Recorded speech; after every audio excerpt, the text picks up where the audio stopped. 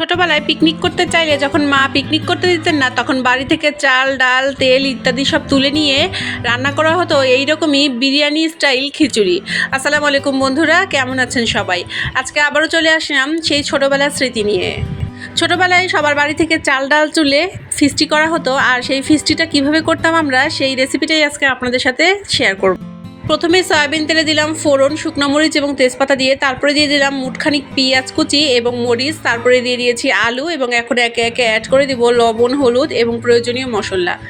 মশলাগুলোর মধ্যে থাকছে আদা বাটা, রসুন বাটা এবং জিরে বাটা। একদম শেষ পর্যায়ে অ্যাড করব দারচিনি ও এলাচের গুঁড়ো। ছেলেবেলায় যখন সব বন্ধু বান্ধবীরা মিলে ফিস্টি করার হুচু করতো, তখন এরকম সবার বাড়ি থেকে চাল, ডাল, তেল, নুন তুলে নিয়ে রান্না করা হতো মজাদার খিচুড়ি। কখনো বা ডিম দিয়ে, আবার কখনো বা মুরগি।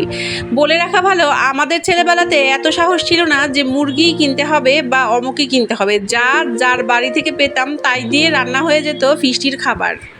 পিকনিকের যে আনন্দ সেটাই ছিল মজার। খাবার কি দিচ্ছে সেটা কোনো বিষয় না। দেখেন, সব মশলাগুলো কষানো হয়ে গেলে ধুয়ে রাখা যে মুরগির গোশতটা সেটা অ্যাড করে দিলাম এবং আবারও সব একসাথে কষিয়ে নিচ্ছি। রান্নায় একটা বিরিয়ানি লুক আনার জন্যই একটু হলুদটা কম দিয়েছি, আর এখন অ্যাড করে দিচ্ছি পানি। গোশতটা সেদ্ধ হতে যতটুকু পানি লাগবে ঠিক ততটুকুই পানি দিব।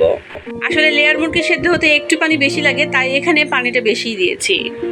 ঢাকনা দিয়ে ঢেকে দিব রান্না হওয়ার জন্য। অন্যদিকে চাল ও মুগের ডাল একসাথে নিয়ে নিচ্ছি এবং ভালোভাবে ধুয়ে রেখে দিচ্ছি পরবর্তীতে অ্যাড করার জন্য। গোশতটা কতটুকু রান্না হয়েছে সেটা আগে দেখে নিব। ঝোলটা যখন একটু কমে আসবে তখনই চাল ও ডালটা অ্যাড করে দিব।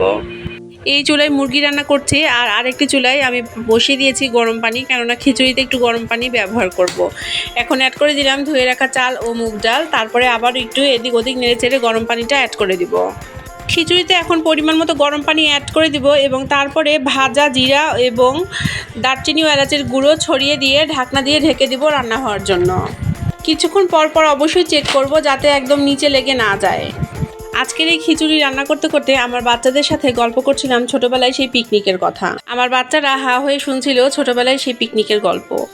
ছেলেবেলায় এরকম পাড়া ঘরে সব বাচ্চারা মিলে পিকনিক করাটা অনেকেরই কাছে এখন হয়তো বা স্মৃতি হয়ে আছে, আর এই জেনারেশনের কাছে এটা শুধুমাত্রই গল্প। যেমন আমরা ছেলেবেলায় রূপকথার গল্প শুনতাম, ঠিক তাদের কাছেও এটা এরকম রূপকথার গল্পের চেয়েও কিছু কম নয়। দেখেন, আমার খিচুড়িটা কিন্তু প্রায় হয়ে এসেছে। এখন আবারও একটু নেড়ে চেড়ে ঢাকনা দিয়ে ঢেকে দিচ্ছি।